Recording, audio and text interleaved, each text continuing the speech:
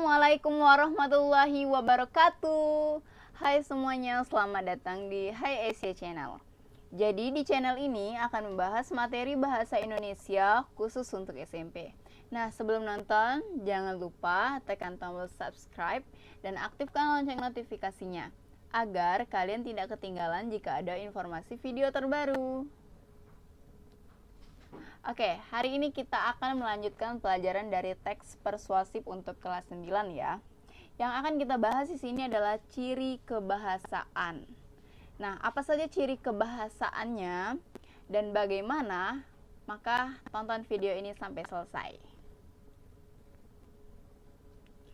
Ciri kebahasaan teks pidato persuasif. Itu ada 4 ya. Ada nominalisasi. Yang kedua ada bentuk pasif dan kata ganti orang. Yang ketiga kosakata. Yang keempat modalitas. Nah, kita akan bahas satu persatu secara detail agar kalian bisa memahami materi ini dengan baik dan benar. Oke? Apakah kalian sudah siap?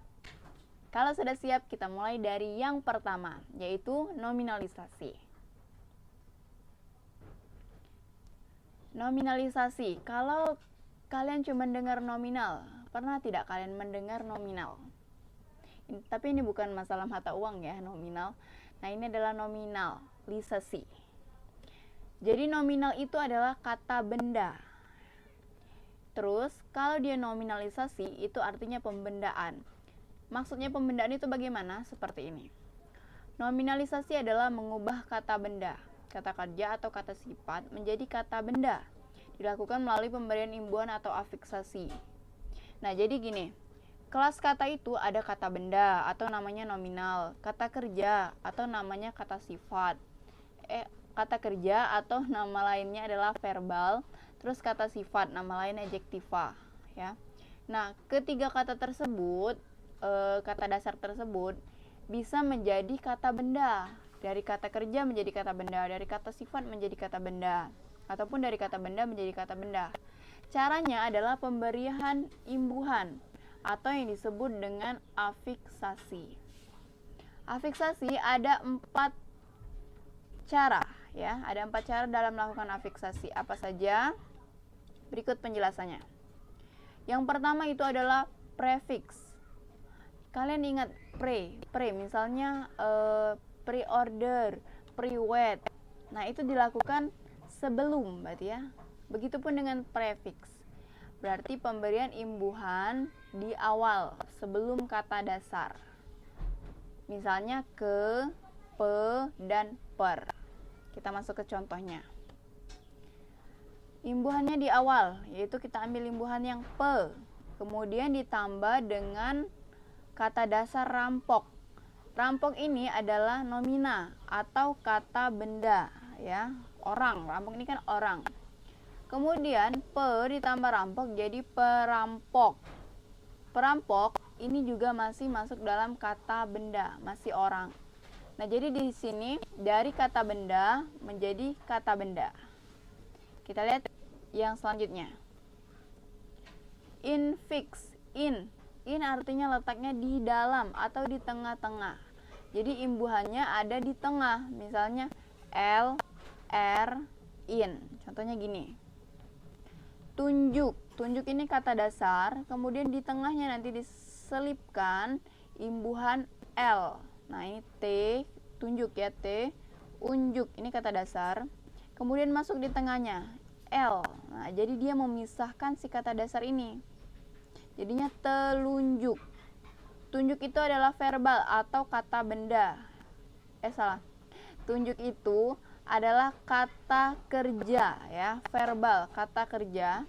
Kemudian ditambahkan imbuhan, dia menjadi telunjuk. Telunjuk ini adalah kata benda atau nomina. Seperti itu. Jadi dari kata kerja ke kata benda atau dari verbal ke nomina. Selanjutnya, ini yang letaknya di akhir. Tadi di awal sudah, di tengah sudah, sekarang di akhir. Misalnya an, is, ur gitu ya. Contohnya begini. Minum.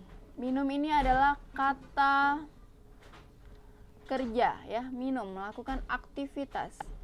Kemudian ditambah ditambah imbuhan an, jadinya minuman. Nah, minuman ini adalah kata benda atau nama lainnya adalah nomina. Jadi dari kerja ke benda, dari verbal ke nomina. Yang terakhir itu adalah letak imbuhannya di awal dan di terakhir atau nama lainnya adalah konfiks ya. Bisa ke an, pean atau peran. Contohnya begini. Ke ini di awalnya ya, ke ini di akhirnya. An, ke an, berarti kita pakai yang ini. Nah, kata dasarnya adil.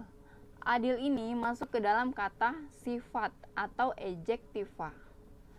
Jadinya ketika digabung menjadi keadilan. Nah, keadilan ini bukan lagi jadi adjektiva, tetapi dia masuk ke dalam kata benda.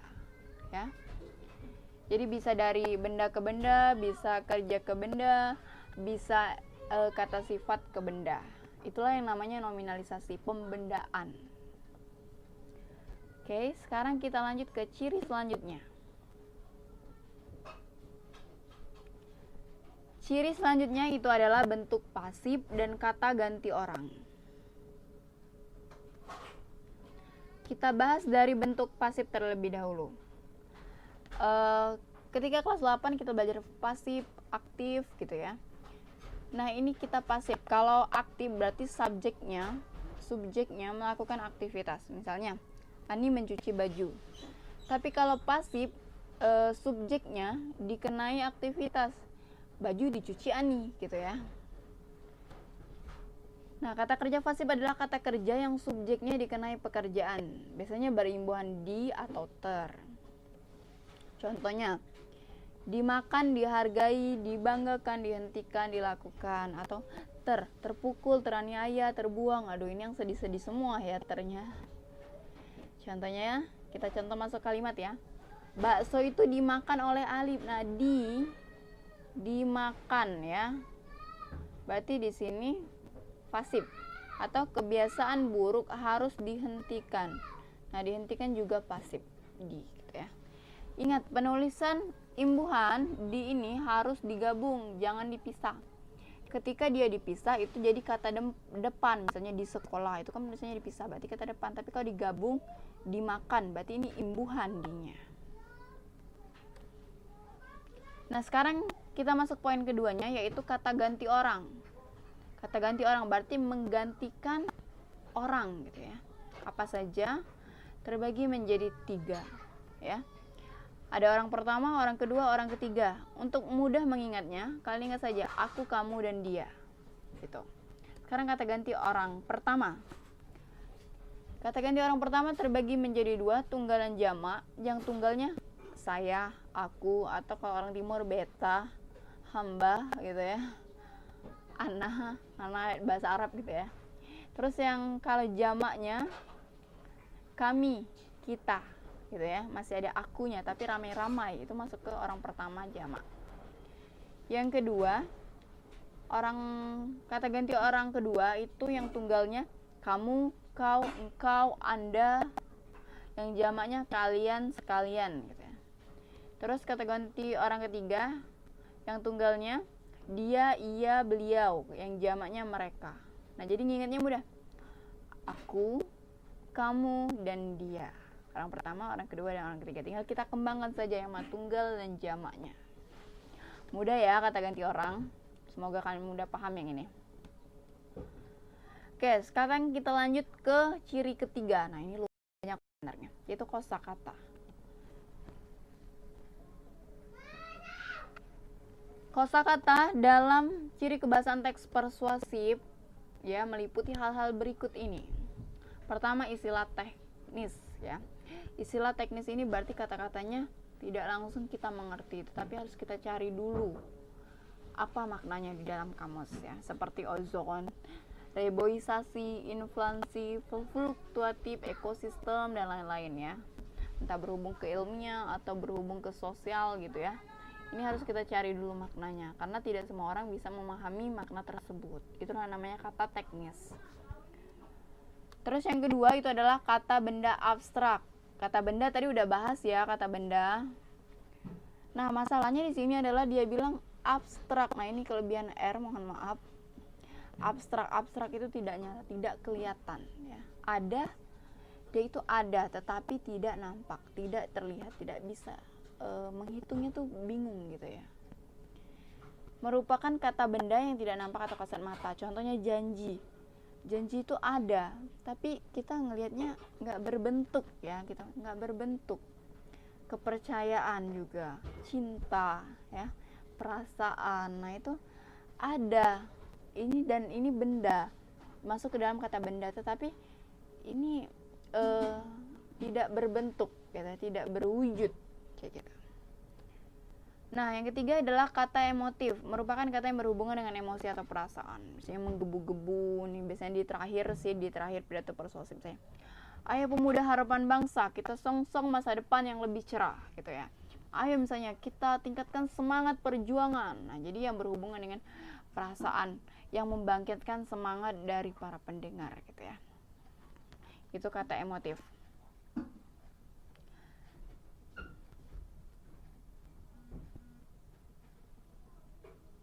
Yang keempat itu adalah kata tugas. Kata tugas ini sebenarnya banyak, tapi di sini yang mau dibahas adalah kata tugas, salah satunya konjungsi. Konjungsi itu adalah kata hubung ya. Yang pertama adalah konjungsi kausalitas atau sebab akibat. Contoh katanya sebab, akibat, karena, sehingga, maka. Contoh kalimatnya, Nisa pandai memasak karena. Nah, karena ini menunjukkan kausalitas, sebab akibat. Karena ia suka menonton tutorial memasak. Jadi ada sebab, ada akibat gitu ya. Yang kedua adalah konjungsi antar kalimat.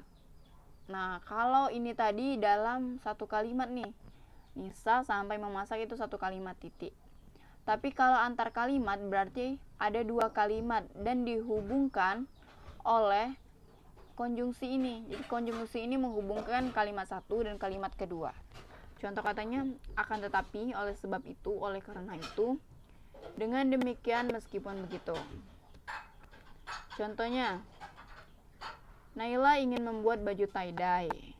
Ini kalimat pertama ya, dari N sampai E. Ini ada kalimat pertama, terus titik ya. Akhir kalimat itu ditandai dengan tanda titik, tanda tanya atau tanda seru. Titik. Nah, oleh karena itu, ini adalah konjungsi antar kalimat. Dia menghubungkan kalimat ini dengan kalimat ini. Ia membeli wantek di warung ya, kayak gitu. Selanjutnya kita akan bahas ciri yang terakhir, yaitu modalitas.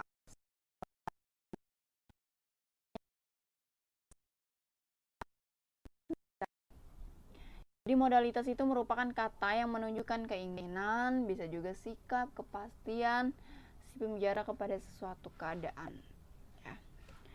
Contohnya tentu, sungguh, pasti, sebenarnya, mungkin, semoga, dapat, nyari, sering, umumnya, dan sebenarnya masih banyak lagi ya. Ini cuma sebagiannya aja. Oke, contoh kalimatnya, Ihsan pasti bosan belajar di rumah. Yang mana modalitasnya? Ya ini ya, pasti. Ya, itu ya. Terus yang kedua, Habib sering terlambat mengumpulkan tugas. Yang mana kata modalitasnya? Sering ya. Kayak gitu. Jadi modalitasnya bisa seperti keinginan, sikap, kepastian gitu ya, seberapa sering, bisa juga kayak gitu. Itu yang modalitas. Nah, jadi ciri kebahasaannya tadi ada 4 ya.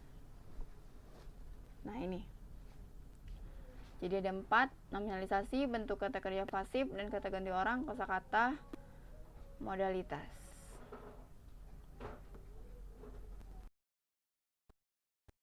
Oke, demikianlah ciri kebahasaan dari teks persuasif, teks pidato persuasif. Semoga kalian bisa memahaminya. Kalau tidak mengerti boleh tanyakan di kolom komentar di bawah. Semangat terus belajarnya meskipun dari rumah. Terima kasih telah menonton, semoga bermanfaat. Dan jangan lupa subscribe serta komen dan like video ini. Ibu akhiri, wabillahi taufiq wal hidayah. Wassalamualaikum warahmatullahi wabarakatuh.